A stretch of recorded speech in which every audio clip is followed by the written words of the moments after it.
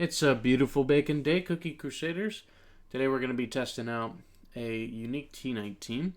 I got the idea when I was researching the treasures and looking at potential cookies that I'm going to be not only trying to ascend, but work with once the update happens on July 7th. And I came across the idea of this one. So, about a few months ago, I loved using triple healers and quad healers, especially when Pomegranate got the buff, because you can, if you have enough resistance to, quick burst attacks, you can do some serious healing, and it's really fun. Importantly, though, we're also doing the Flamingo Tube here. So the Flamingo Tube is going to be adding HP to our two highest HP users. Now, that's going to matter in a couple different ways. One, it's going to make T-Knight survive a lot longer, and B, it's going to give better shields from pure vanilla to T-Knight and the other user because higher HP equals higher shields. So it works in two different ways. In addition, that's also going to help with a Claire here, because when a Claire takes out any enemies and we get the weakness debuff, that means we get powerful shields once again for those two HP raised units. And then of course we have the insignia to help give us that last stand chance in case anything happens. So the team we're fighting against here, just to kind of give a quick rundown, they are running Hollyberry, Sea Fairy, Cotton, Pure Vanilla, and Strawberry Crepe. Now they are running a scroll and a robes and a clock. So the clock's going to work really good with their healers, and the scroll's going to work good for their damage dealers. I'm not certain of why they're running the robes though, because no one really should technically benefit on that team from the attack speed. But nonetheless, that's what they're choosing to run. So we're going to go ahead and fight it and see what we get, and then check the results after. So as you can see, we have long cooldowns because we're not running any Jelly Watch.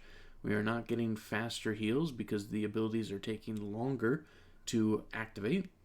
T-Knight staying very high health rates just because the healers are pumping that health bar back up every single time. But even if they go down, it's okay because that means T-Knight will get extra bonuses on all the buffs that come out.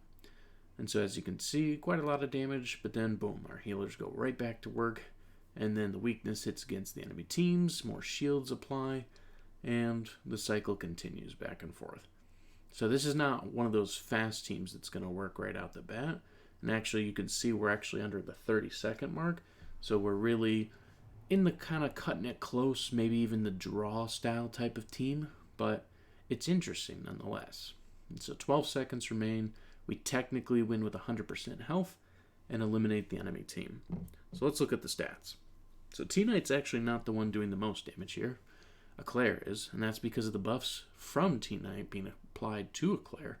So that's really where most of the damage is being pushed out. As you can see, there's Sea Fairy on the other side is doing a lot more damage. That is a potential substitute in, and I was considering running Sea Fairy in a Eclair spot. However, the two reasons I didn't is A, sometimes you guys don't have Ancients and Legendaries, so I tried to steer away from them as much as possible. And I also wanted to showcase the debuffs because that's something that can be countered with the Monocle and Herb on the other side. So if we look at the damage received, everyone was pretty equal on that side. The highest still being T-Knight, though, being the front line, which that makes sense. And then the healing done, Pure Vanilla did 6 million. Not as good as their Pure Vanilla, but that's because they were running the Jelly Watch. So their Jelly Watch means that they should have out-healed us in every situation. That wasn't the case against their Cotton, so we did have the upper hand there. That just could be a topping issue. And then, of course, it also is possible that just the attack buff, which also applies to the healing, comes from Pomegranate, which probably just applied to both Pure Vanilla and Cotton. So maybe their Pure Vanilla set up better than ours, and maybe it was the attack buff that got our Cotton higher than theirs. Just a potential. Either way, that was the stats of that battle. Let's take it into another, see if we can get something good. So we're going to go ahead and look at... This is a good one. This is a meta team. I don't know if we're going to beat this, and I'm going to give my examples of why. They are not running the attack speed here, but they are running Caramel Arrow. So Caramel Arrow, Clotted Cream, and Eclair Cookie. They are burst cookies. Technically, Wild Berry can be too, But the burst potential from those three could overpower our healers, meaning that we don't have a lot of options and a lot of potential to heal. If that's the case, we have to really rely on a Claire and T-Knight carrying the remainder of the battle, which will be a little bit helpful because we have the Flamingo Tube, but they also have an insignia and a feather, so that means they'll get at least one reactivation instantly of a skill of whichever cookie we take first, which will likely be Wild Berry or Caramel Arrow. And then they have the healing from the insignia and Parfait as well. So they've got a very, very well-built team. I do not know if we're going to beat this team with our setup, but it'll be very interesting to try. Let's find out. So we're going to go in, and they're going to start getting those hits in right from Caramel Arrow to start. As you can see, our health is already skyrocketing down. The burst is going to activate. We almost lose Cotton and Pomegranate. The healing kicks in, though, on our side. We get that momentum pushing against us again. Their burst activates. We almost lose everybody. Once again, that healing helping a lot. We are down 2 cookies, but that means our T-Knight is much stronger. We've now lost to Claire and Pomegranate, so we've got a full buff T-Knight here with a high HP pool because of the Flamingo Tube. We've already chipped through their feather, and the insignia is working on their end, but now we're fighting a healer. So check that out. We were able to take out a high-powered meta team just because, I stand corrected.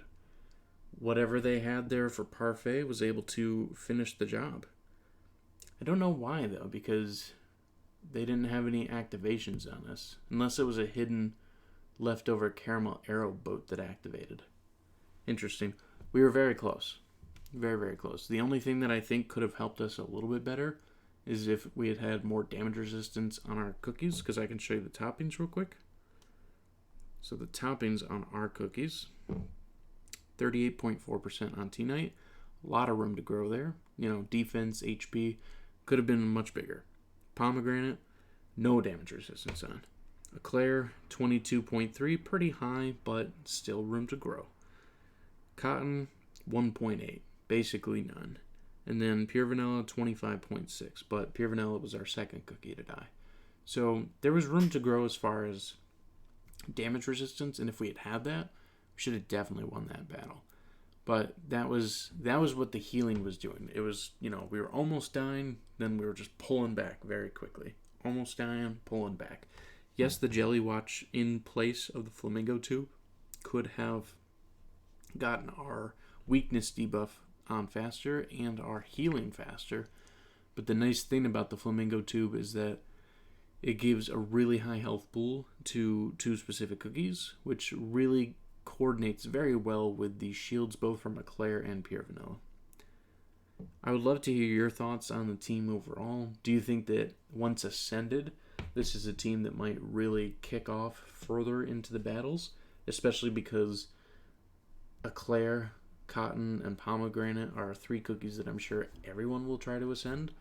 And if you think about it, Clot of Cream is going to be a pretty hard cookie to ascend being a super epic, and that person doesn't even have them at a 5-star as it is, let alone their Wild Berry. So if we were to come back at this battle with 5-star Ascendeds, Eclair, T-Knight, Cotton, and Pomegranate, because we probably won't get Pure Vanilla there, do you think we would just be able to wildly overpower their team at that point from the attack boosts and defense boosts and everything? I'd love to hear your thoughts. Either way, I'm really looking forward to this update on July 7th. I will be trying to stream roughly about 7:45, 7:50 a.m. Eastern Time. So not right when the update will likely be done, but about that time, so that way I can get everything ready and just start going right in with you guys and showing you all the new updates, all the fun things. I'm very excited for it, and I'm super excited for the Sky Garden and to start decorating my kingdom better. Thank you so much for joining. Have a wonderful night.